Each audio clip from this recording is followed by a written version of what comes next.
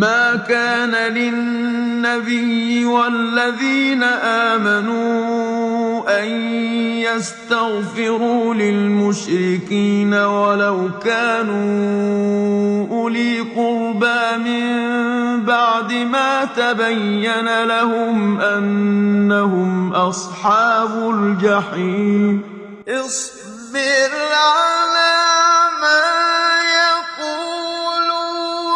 واذكر عبدنا داود ذا الأيد إنه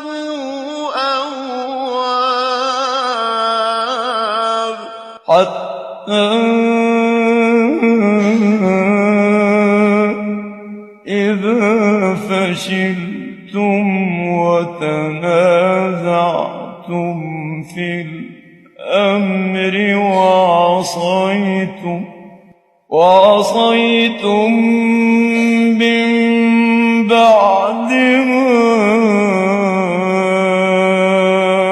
أراكم ما تحبون